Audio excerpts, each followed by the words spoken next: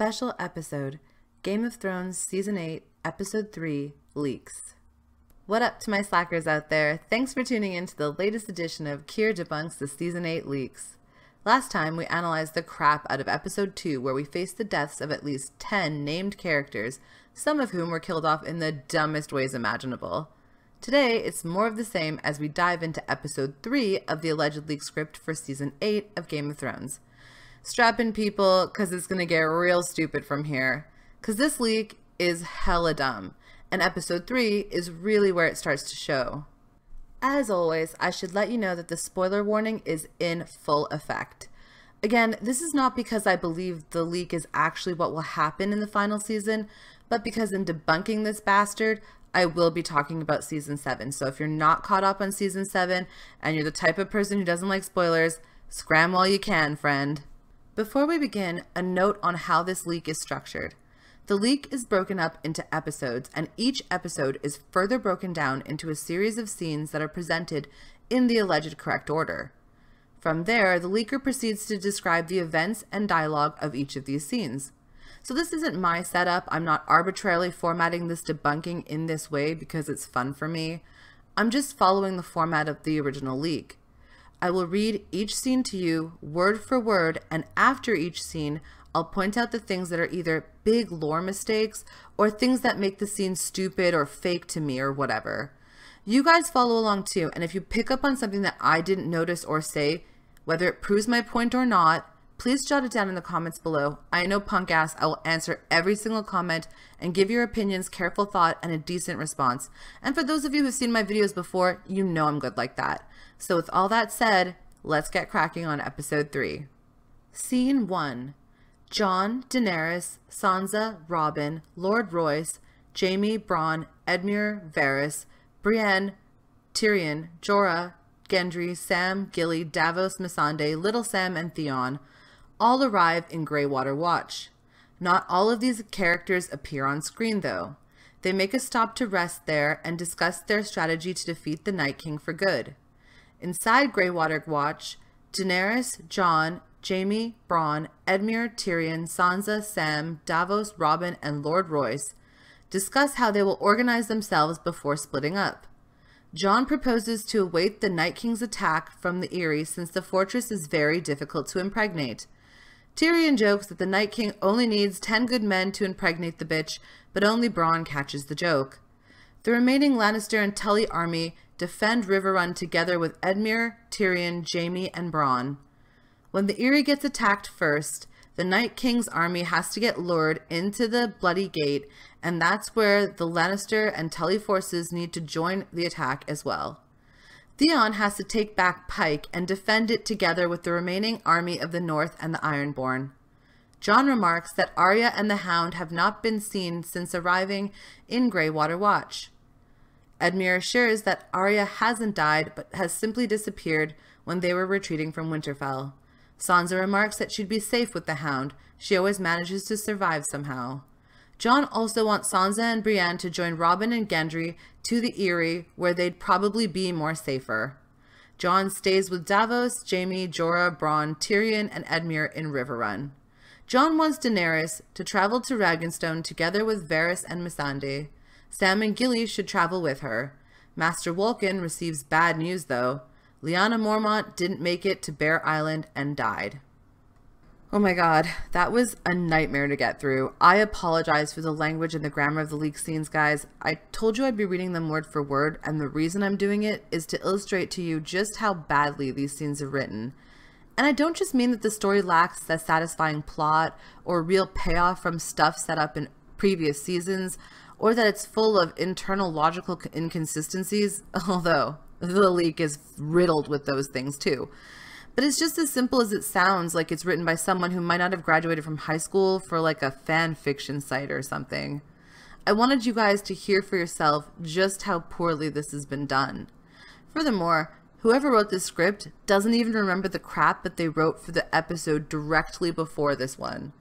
So some of you out there in the comments for the videos I made for episodes 1 and 2 were saying that, you know, the writing on Game of Thrones has sucked for at least 2 seasons now, if not more, and that this leak with all of its plot discrepancies still sounds kind of plausible because the writing on the actual show has gotten so lax lately. Well, you guys, not to be all like, haha, my point is proven, but seriously, this episode is where that theory completely falls apart for me. First of all, let's talk about the people assembled in this meeting, and let's remember what this leak said happened in the last episode. So, at the end of episode 2, we had this scene where the Night King's army had retreated from the battlefield outside of Winterfell, and our heroes had gathered inside the castle to break off into separate groups that would then travel to different locations in Westeros. In episode 2, there was a plan that Sansa, Brienne, and Robb and Arryn were going to head to the Vale to hide out in the Eyrie.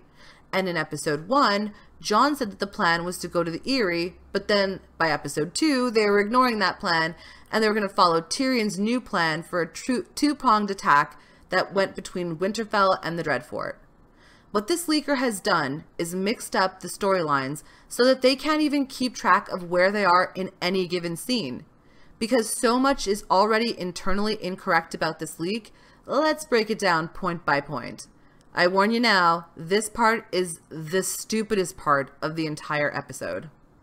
So despite the fact that we had a huddle up in Winterfell at the end of the last leaked episode, the one that led to all these people splitting up into 3 groups, that's not actually happening yet.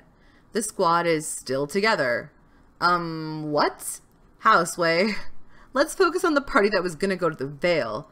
Now, to get to the Vale from Winterfell, most of the time in the book world, travelers go to White Harbor first, then they take a ship to the Vale to Gulltown, as that is the fastest route. And given that it's been established that the Night King's army can't cross the water, the safest way for anyone to travel would be by boat. So why are Sansa, Brienne, and Robin in the neck in Greywater Watch? Like, I get that people traveling south or to Riverrun would pass through the neck, so it makes sense that Jon's party and Jaime's party would travel together, at least as far as even the twins. But they wouldn't go to Greywater Watch even if they passed through the neck, which brings me to my next point.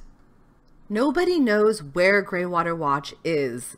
So, in my last video for episode 2, I reached out to the community and asked why Howland Reed never came when the Starks called their banners at any time in the show or the books.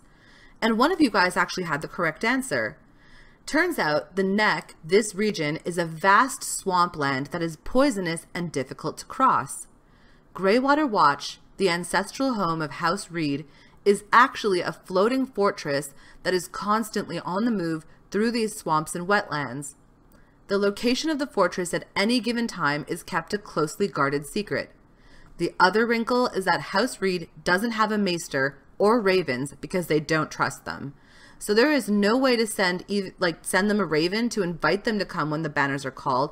And again, without ravens, they can't send messages of their own, like including a convenient raven to let people like the Starks know where their floating fortress is currently being hidden. So when people who aren't native to the Neck want to travel through this dangerous area, they can only go through this point, Moat Cailin, which we've already seen in the show when the Ironborn took it.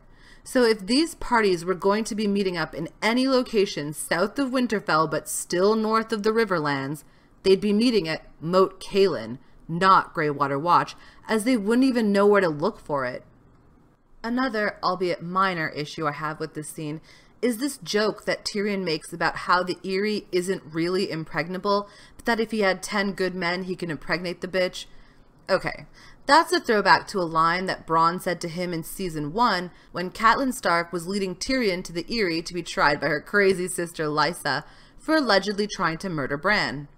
That's cute, but why would they reuse this joke again when we've already seen it be reused in season 7?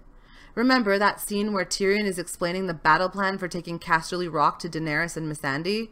He used that joke right there. And speaking of the taking of Casterly Rock, that was a pretty much failed mission. Yeah, Tyrion's plan based on Bronn's advice had worked, and Grey Worm and the Unsullied were able to take the rock, but there was nothing worth taking when they got there, and they completely missed the massive Lannister army that was headed south to take the Reach from Lady Olenna and the Tyrell forces. This moment also represents a breaking point in Daenerys and Tyrion's relationship, where her trust in him begins to falter because so far his plans in Westeros have given her nothing but massive losses. So why would he bring up a joke that he made regarding the taking of Casterly Rock to inadvertently remind both the other characters and the audience of his failure? And I know the writers have gotten hella lazy for the past few years, but I don't think they'd reuse this joke so soon after they used it in season 7. Now let's talk about what all these people were discussing while they were supposedly at Greywater Watch. Jon had this plan in episode 1 to lure the Night King's army into the Vale. And that's what they're talking about here again. Well, first of all, let's talk about the fact that this dumbass plan would not only force Jon to abandon all of the North to the Night King, but he'd also be putting an entire other kingdom, the Vale, in serious danger. Second, this plan was abandoned when in the last episode, episode 2, Tyrion comes up with a better plan to keep the fighting locked between the Dreadfort and Winterfell. But then again, in that same episode, episode 2, the Night King's army comes before they get a chance to implement Tyrion's plan. And most of the Dothraki and Free Folk that would have been used in his plan had been killed in that episode 2 attack. So I guess that means we're going back to Jon's plan for some reason, which then makes us as an audience go back to the first point I made regarding the loss of life and in abandoning the North and putting the Vale at risk. Third, and this kind of ties into the second point, but why would they do this plan? I mean, think about it. If they abandon the North, the hundreds of thousands of people, that's regular peasants consisting mostly of women and children, that live there will become whites in the Night King's army. And since the plan involves the Vale, that means the undead have to be lured all the way to this supposed impenetrable fortress of the Eyrie. And that would mean that hundreds of thousands of people who live between the North and the Eyrie would also be forfeit to the Night King's army. So all the gains that they had made when they managed to make that army retreat at Winterfell in the last episode would be lost, as the Night King would simply add many hundreds of thousands more corpses to his team. I know at the end of the leaked episode 2, Jon and Dany burn all the corpses on the battlefield to make sure that they can't be used by the Night King, but the corpses that they burned were those of soldiers, and most of those soldiers were fighting-age men. And the people I'm talking about the Night King converting are the women and children that they were left behind. They were still alive in episode 2, and this leak has so far ignored the decree that we saw Jon give in season 7, where he says that even women and girls have to be trained to fight the Night King's army. So we know that the women and girls, just like Arya, Sansa, and Lyanna Mormont, are still at home and not on the battlefield. So once Jon abandons the North, the Night King will simply go out with his ice zombies, kill the women and children that Jon left behind, and convert them into undead that he uses in his army. And from Hardhome, we've seen how effective even children are in the army of the dead. So this plan that our hero, Jon Snow, a king with a heart of gold who cares deeply for the people he rules over, this is the plan he came up with. A plan that allows hundreds of thousands of innocent people to die while simultaneously fortifying his enemy's forces and wasting the gains made against said enemy in the previous episode. Yeah, even before we begin to really analyze Jon's plan even further than that, it's just plain wrong from the jump. Jon Snow, the guy we've come to know over the last 7 years, would never do anything like this. But that being said, this leak says that is what Jon planned. So let's go through what exactly this plan involves step by step, and I'll tell you exactly what's wrong with it on a logical level. Jon says that they should all go wait in the Eyrie at the beginning of the scene, but then he says he's going to Riverrun to help defend it later on in the same scene. Oh, and the leak literally says Jon stays in Riverrun. Now, hold up, wait a sec. Didn't we just go through how they were all in Greywater Watch? So how is Jon supposed to stay in Riverrun if he's not there in the first place? Oh, and to the earlier point, why is he even going to Riverrun when the plan is now to draw the Night King's army into the Eyrie and the Vale? See, this is what I think happened here.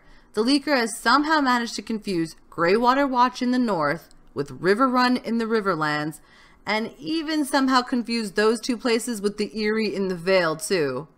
It's either that, or we have to assume that Jon wants to lure the Night King into the Vale, but doesn't plan on being in the Vale himself to do any of the actual fighting. Which is utterly contradictory to this established character. The Jon Snow that we've grown to know would never let someone else fight his battles while he hides out in a castle somewhere far away.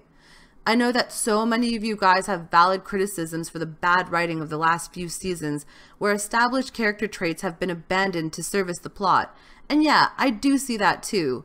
But this aspect of Jon's character, this idea that he's the kind of leader who would personally lead at the head of his army, that he would never put others in the path of danger that he wasn't willing to face himself, is something that we see all the way through every season of this show. And that includes season 7, when he personally led that dumbass raid beyond the wall to capture White. So why is Jon hiding now and getting Robin Arryn and his bannermen to do his fighting for him? That makes no sense, and that does not sound like something this character would ever do. The second point that I want to make about how this plan is stupid is that the Tully and Lannister forces need to somehow become teleporting, lore-breaking badass warriors in order for this whole thing to work. Now, what do I mean by that? Well, as we discussed in the last video, Jaime and Bronn met up with Edmure Tully, who was besieging Riverrun. They convinced him to ride north to join the fight against the Night King. Thing is, none of these guys have weapons made of Valyrian steel or dragon glass, nor do they have any fire-based weapons, which is important because we know the undead can only be killed by those three things. Although, side note, Jaime does have a Valyrian steel sword, but he's the only one.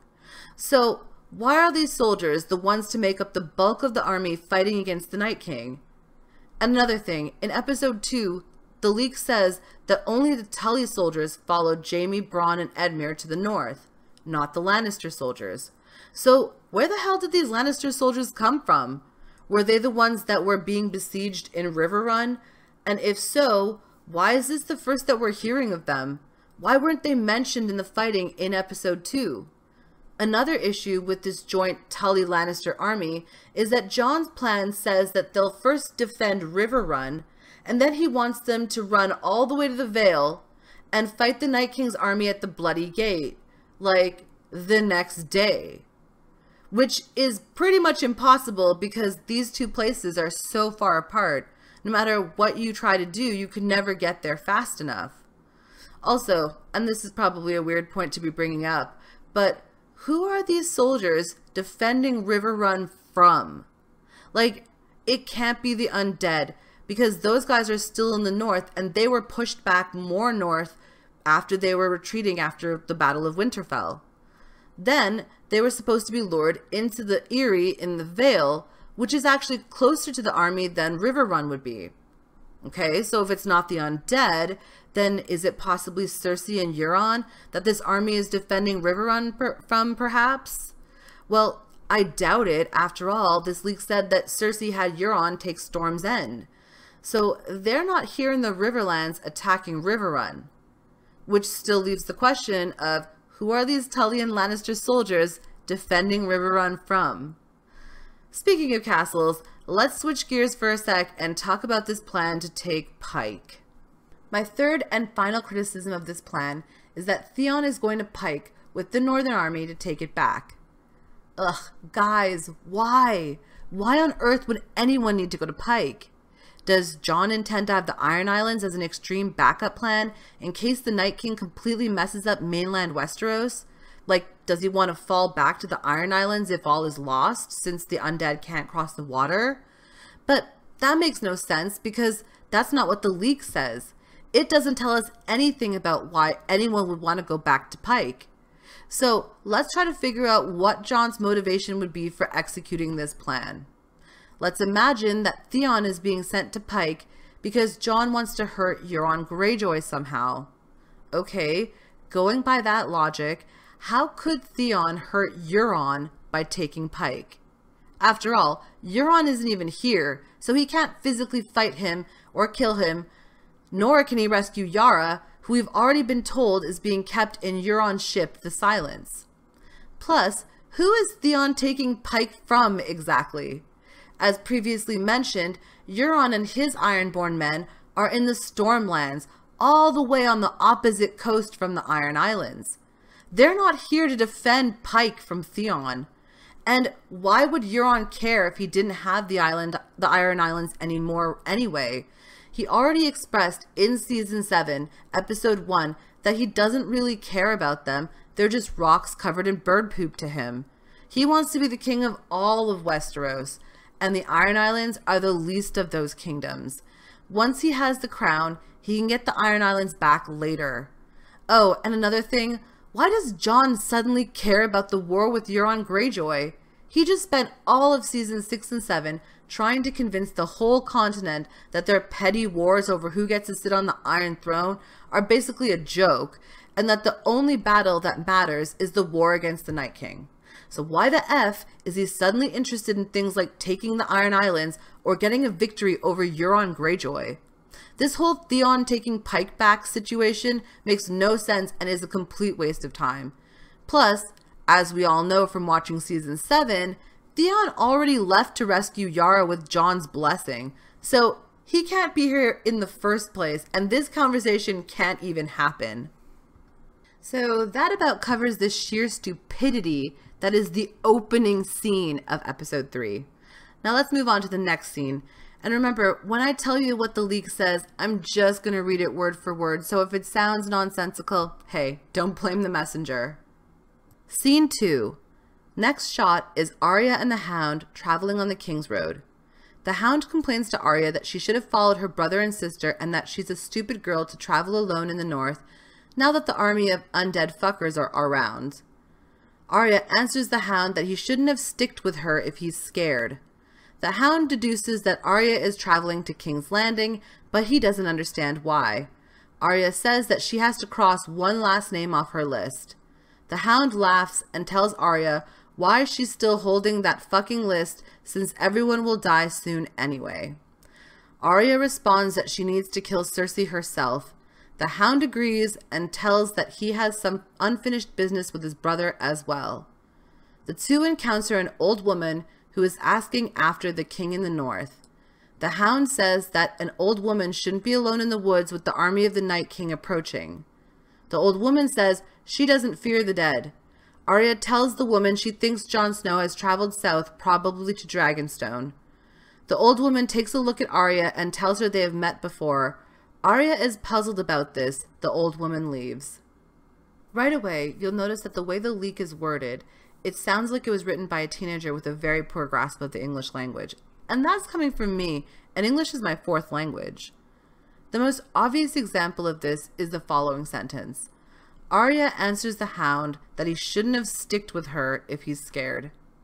Oh my god, you guys. I mean, come on, you guys. If that doesn't scream that this leak is fake as hell, I don't know what will.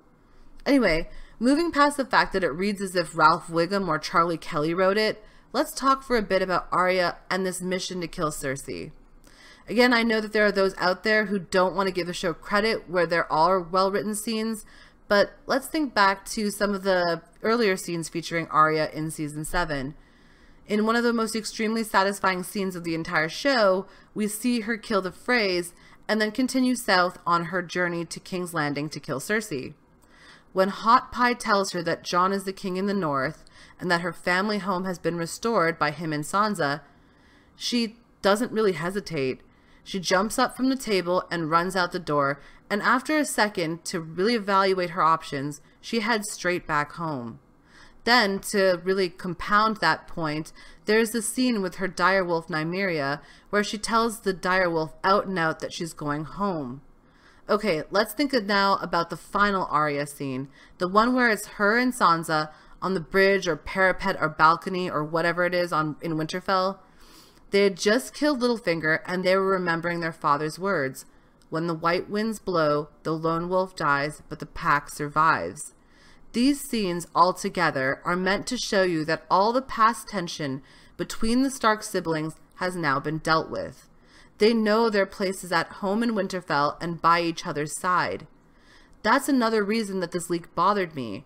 After everything that the Stark kids have gone through and all the reuniting and remembering of Ned Stark that they've been doing in the last season, why would they immediately split up and surrender the North with all the innocent peasants left behind for the Night King? Why would they leave each other's sides and not protect each other and the people that they're responsible for ruling over? Why would Arya leave her family and her home to kill Cersei now? Aren't we supposed to be seeing by the end of season 7 that Arya has matured past the need to run off on murder missions just because some dude that she no longer trusts tells her to do a job that she's not getting paid for on behalf of a god that she doesn't worship? This leak ignores all the foreshadowing and character building the writers attempted to give us throughout all of the previous seasons, and that's why I think this leak is fake. Or at least one of the many reasons I think this leak is fake. Now let's talk about the old woman that Arya and the Hound run into. So if you haven't put 2 and 2 together yet, the old woman is supposed to be Melisandre. So do you remember back in season 6 episode 1 when Melisandre took off her magical necklace and revealed her true form? Well, the old woman is simply Melisandre in her true form. So in season 7, when Melisandre has her private conversation with Varys the day that Jon Snow arrives at Dragonstone, she openly tells him that she's going to the Red Temple in Volantis. And in episode 1 of this leak, Melisandre supposedly was talking to the high priestess of that temple, Kinvara.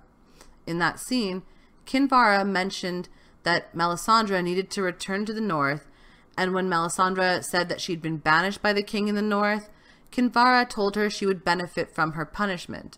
So I guess that's what Kinvara meant by Melisandre's punishment. She will no longer look like a beautiful woman, she'll take her true form, and thus she can sneak into the north again because no one will recognize her. Okay, yeah, given where Melisandre was the last time we saw her on the show, it makes sense that she'd both return to the north and that she'd take some kind of disguise while she's in the north.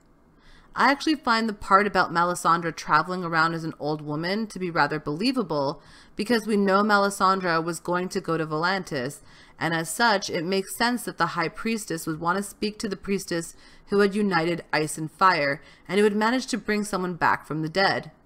Like, I think we all forget that Thoros of Myr being able to bring back Beric Dondarrion from the dead was actually a shocking thing for Melisandre to see, and she'd been a Red Priestess for hundreds of years while living in Asshai, a city of crazy magic and necromancy.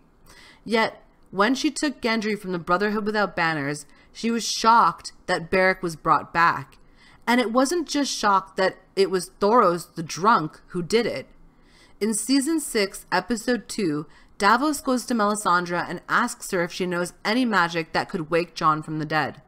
Melisandre openly says, quote, "I've seen a man brought back to life once, but the priest who did it, it shouldn't have been possible," end quote. That implies that even with her hundreds of years in Asshai and around the world, she'd only seen Beric raised from the dead. I say all this to say that since Thoros is now dead, Melisandre is probably the only person still alive who has ever successfully raised anyone from the dead. That means that the High Priestess of the largest temple of R'hllor in the world would definitely want to meet with Melisandre given all she had accomplished. But the idea that Melisandre also needed to be punished is super plausible. I say this because in season 6, episode 10, when Davos confronts Melisandre about burning Shireen Baratheon, she admits that she has made mistakes. So it's totally within the realm of possibility that Kinvara would also need to punish Melisandre for those mistakes. And of course, the punishment would suit Melisandre's need for some kind of disguise to get back into the north. Also, this is worth noting, Melisandre told Arya that they would meet again in season 3, episode 6, when she took Gendry to be a prisoner of his uncle Stannis Baratheon. So it's also within the realm of possibility that Arya and Melisandre would meet again, as the show set this up long ago. My only issue is that this reunion between Arya and Melisandre feels like such a missed opportunity. Like, nothing really happens. It's just a nod to the fact that Melisandre once told Arya that they'd meet again. I had hoped that there would be more to this meeting than just a simple conversation. Last time that these two talked, Melisandre gave Arya a prophecy that she'd kill many people, and that turned out to be true. It would be interesting if she gave her another prophecy if they were ever to meet up again. Anyway, let's move on to scene 3. Scene 3. During the night, the characters at Greywater Watch sleep in huts. Jon chats a last time with Howland Reed, asking if he can join them to the south since the White Walkers would probably hit Greywater Watch soon. Howland Reed tells that he's ready to die. He doesn't care of his life anymore, now with his children being passed away. He tells Jon Snow the Walkers can have him. He tells Jon he also needs to pay for his sins for killing Arthur Dayne behind his back. He tells Jon the story of how he saw Ned Stark with baby Jon in his arms, that his uncle always wanted to keep him safe, even willing to sacrifice his life for Jon. Howland tells Jon he recognizes a lot of traits of Ned in Jon Snow and says that he would make a good ruler on the Iron Throne. Jon insists that he isn't interested in that and leaves Howland Reed. Ugh, Jesus Christ, where do I even begin? You guys have been following along, so by now you know that Howland Reed died in the second episode of this leak. That was literally last episode. So how is he alive and here talking to Jon? Another thing is that this conversation between Jon and Howland seems both redundant and like it's another missed opportunity. So back in episode 2, Jon and Howland are already having a conversation about how Jon is truly the son of Lyanna and Rhaegar. That would have been a perfect opportunity for Howland to talk about Ned Stark and the ways in which Jon is like him, because Howland had mentioned his promise to Ned to keep all of this a secret. There's also something else that these two could be talking about, and that is Jon's mom, Lyanna. So looking back at the books, the first time that Howland Reed met the Starks was decades before at the tourney of Harrenhal. That was the big event where Prince Rhaegar won and he crowned Lyanna the Queen of Love and Beauty. Howland's first Stark friend was Lyanna, and they only met because he was actually rescued from bullies by her, and all of that went down at this tourney. So remember, Ned Stark says Lyanna was a lot like Arya. She didn't really want to be a lady in a fancy hall. She liked riding and hunting. She could shoot an arrow and swing a sword. It's assumed that this is also when Lyanna pretended to be a boy and entered the tourney as a knight called the Knight of the Laughing Tree, just to show off to the same guys who were bullying Howland earlier. The books imply that Rhaegar discovered her secret and that the two fell in love here because he was enraptured by her wild spirit and she was enchanted by his soulful music. So I find it hard to believe that Howland Reed would only talk about Ned Stark to Jon Snow when he had a true friendship with Jon's mom, Lyanna. He was there to witness Jon's parents falling in love, and he was even there when Jon was taken from the Tower of Joy. I would imagine that when and if there is ever a serious conversation between Howland Reed and Jon Snow, that it would include information about who Lyanna Stark was as a person, and not just be 100% about Ned. But again, since Howland was supposed to die in the last episode, this point is kind of moot because by this leak's own timeline, he shouldn't even be alive for this conversation. Scene 4. Then we see Cersei in King's Landing. Qyburn visits the Chamber of the Hand and informs Cersei that Winterfell has been attacked and that Daenerys and Jon have lost a great deal of their army. Cersei smiles. Qyburn also tells that the Lannister army has joined the battle at Winterfell apparently. Cersei asks if Jaime has survived, but Qyburn tells he doesn't know. Cersei answers that he shouldn't have. After that, Euron arrives back in King's Landing. He comes to tell Cersei that the Golden Company successfully took Storm's End and that the army is gathered right there. He tells Cersei he finally wants to receive his reward and they shouldn't wait to be married and be husband and wife tonight. Cersei reluctantly agrees. Since the whole section with Qyburn telling Cersei that most of her enemies have been destroyed would, in my opinion, make Cersei very happy, I think about 50% of the scene is not ridiculous. So if you think back to the season 7 finale, Cersei even tells Jaime that her plan is to let her enemies kill each other. If things were going according to the plan, that would make Cersei happy. Even the part where Cersei tells Qyburn that she hopes Jaime died in the north tracks with how the show has depicted her. Thinking back to season 7 episode 1, when Jaime first gets a chance to see the map that Cersei had painted on the floor of the Red Keep, We have evidence from that conversation that Cersei doesn't grieve for those who she feels has betrayed her. So in that scene, the twins have a conversation regarding Daenerys landing in Westeros, and Jaime says the following line, quote, "Our baby boy killed himself," end quote, in reference to Tommen's suicide, to which Cersei replies, quote, "He betrayed me, he betrayed us both," end quote.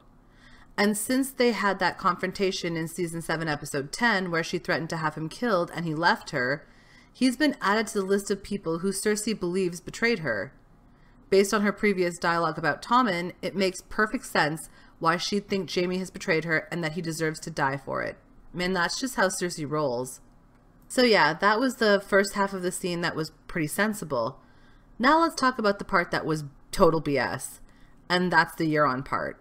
So if you watched my video for the leaked script of season 8, episode 1, you'll remember that this sequence of events of Euron coming to King's Landing after securing Storm's End and demanding that Cersei marry him immediately has already happened. If you haven't watched that video, then go check it out. But I promise you, half of this scene already happened in this leak's alleged episode 1. This is why I'm pretty convinced it's fake, because it doesn't have any internal consistency. Things happen one episode, and the next episode it's like they never occurred. And given that the last season is only 6 episodes long, it doesn't seem likely that they do scenes as redundant as this one. Anyway, like Jay-Z said, on to the next one. Scene 5. It's still night in Greywater Watch, and the characters stay there until morning. Jon and Daenerys sleep together in a hut. Daenerys finally tells Jon that she's pregnant with his child. Jon is surprised and expresses his happiness towards Daenerys. He jokes that this is the only good thing that has happened to them at the moment. He also wonders about their child's health since they're family. Daenerys comforts Jon. The Targaryens have been inbreeding for years and she's perfectly healthy. Daenerys thinks she's having a son again and asks Jon what he would name their son. Jon thinks he should be named after the greatest person he knew in his life, the one that saved his life, his uncle Ned.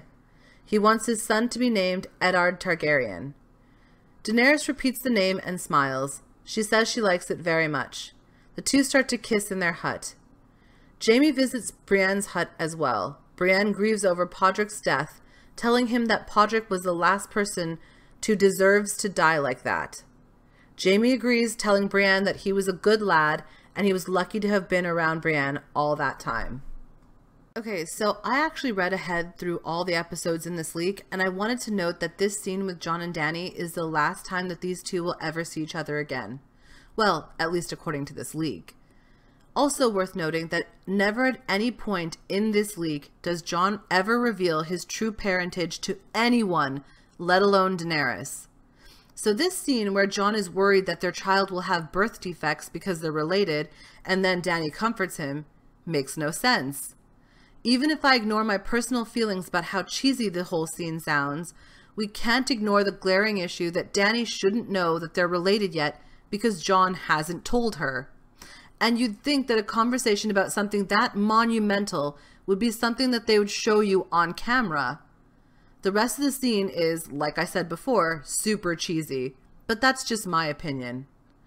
Plus, one last thing, this whole naming a son after Ned Stark scene has already been done on the show, with Robb Stark and his wife Talisa. In season 3, episode 9, she literally tells him she wants to name their child Eddard if it's a boy. So why would they do this all over again? The Hound and Arya make a fire during the night. The Hound asks how she's managed to cross off almost every name on her list, but before Arya can respond, she tells the Hound to shut up. She hears some strange noises. Not much later, a group of whites attack Arya and the Hound. The two begin to fight the whites, but more whites come since they're attracted to the sound. It's then when Nymeria and a much larger pack of wolves comes in between and kills off a big bunch of whites. A lot of wolves die too. When most of the whites are killed off, the Hound thinks they should flee as soon as they can before another group of whites comes to kill them off. Arya discovers that she has lost Needle during the fight, but the Hound insists that there's no time left to search for the damned sword, and that they should leave immediately. This time, Arya manages to have Nymeria follow her and the Hound. There is a big glaring plot hole in this scene, and that is, how the hell do Arya and the Hound find themselves in a position to be attacked by the undead in the first place? I mean, think about it, people. The last time that we saw the army of the Night King, they were retreating from the battlefield in front of Winterfell, heading north again. So they must be up here somewhere. Then our heroes left Winterfell in a big group heading south and splitting up from there. At this point in the story, Jon's team, Dany's team, Sansa's team, and Jaime's team are all at Greywater Watch, which is somewhere in this region. When the three teams reach Greywater Watch, that's when they notice that Arya and the Hound are gone. Those two plan on going to King's Landing, which is down here. So theoretically, Arya and the Hound are either nearby to Jon and Sansa and them, or they've already traveled further south than those guys. There's no two ways about it. They wouldn't have gone back up north to get to King's Landing, would they? So how are Arya and the Hound attacked by Whites if the Whites are all the way up here still? Hell, even if the Night King had been marching his dudes all day and night after the retreat, at most, they would have caught up to the folks here at Greywater Watch well before they got to Arya and the Hound. And when you take all of this into account, it really makes it unbelievable that Arya and the Hound would be out here further south than everybody else and still getting attacked by Whites. And that's just the logical error of this situation. We're not even really going to get into the issues with how Nymeria was shown in Season 7 to be not interested in following Arya, and how suddenly this wolf has changed her mind. The whole point of that scene was to show you that Nymeria wouldn't be following Arya anywhere because she was a leader, not a follower. She was not a pet. That wasn't her. Seriously, if you don't believe me when I tell you that that's what the writers wanted the audience to understand, then you need to go to Game of Thrones' official YouTube channel and watch the Inside the Episode for episode 2 for season 7. I promise they explain this in the video. Whatever, let's move on to the penultimate scene of this episode. Scene 7. The wedding between Cersei Lannister and Euron Greyjoy takes place in the throne room. Euron looks very delighted, Cersei not so. It's Qyburn who has them married. Cersei wears a tight, long, black dress. She looks quite sad during the wedding. The wedding scene itself doesn't take long, and the scene switches to their wedding bed. This scene is intercut between Cersei and Euron having sex, and Jaime and Brienne also having sex in their hut. The two still think of each other.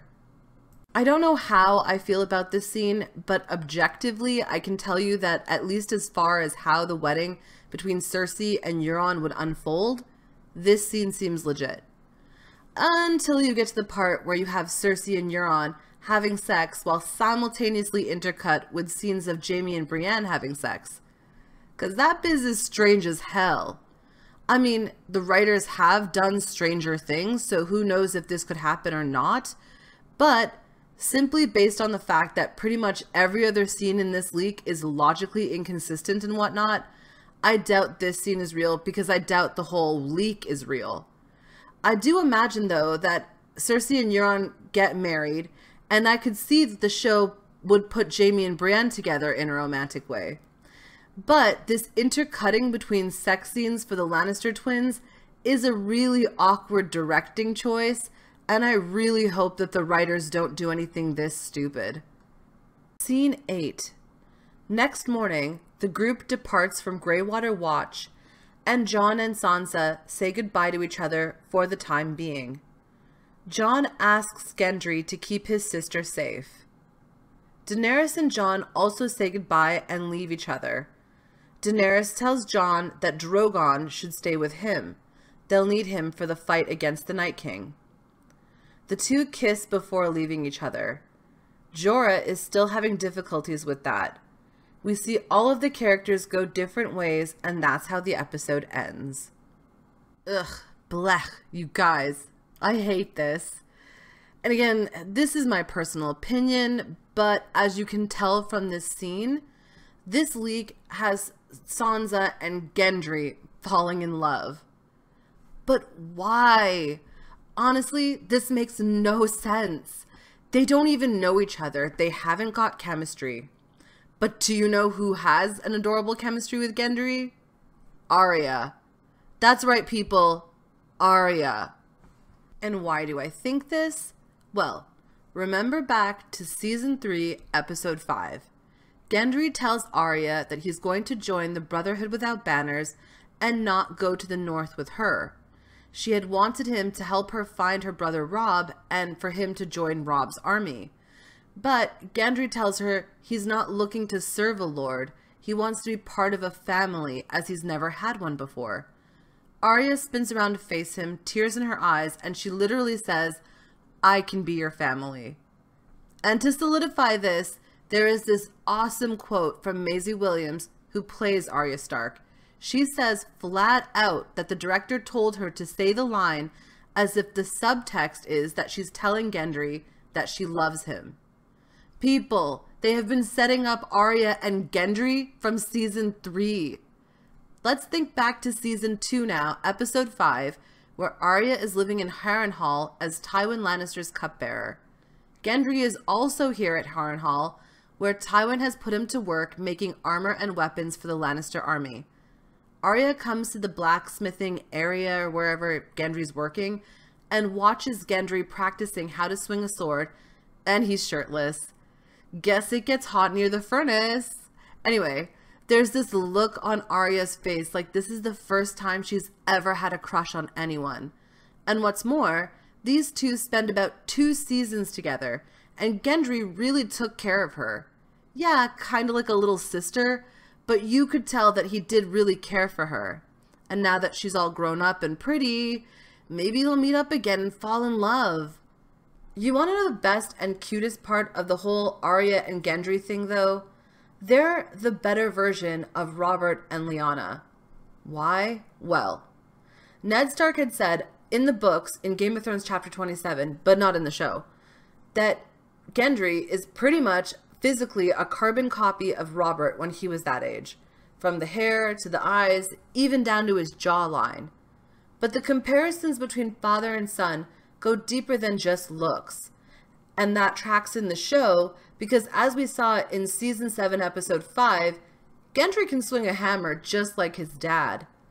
Also, he's got a stag head on his hammer and he's wearing mustard yellow, a Baratheon color, even though he's hiding from the Lannisters, so he's clearly embracing his father's house.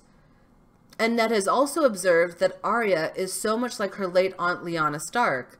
She's a wild tomboy like Lyanna, and it was that wildness that made Robert fall in love with Lyanna in the first place.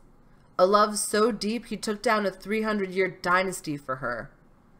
So what if Gendry, who is so much like Robert, falls in love with Arya, who is so much like Lyanna? They would be perfect for each other in a way that Robert and Lyanna never could have been. Lyanna, while she loved Robert, fell in love with Rhaegar because she knew Robert was going to have sex with other women even though he loved her more than anything else. She didn't want to be with him because he wouldn't have ultimately made her happy.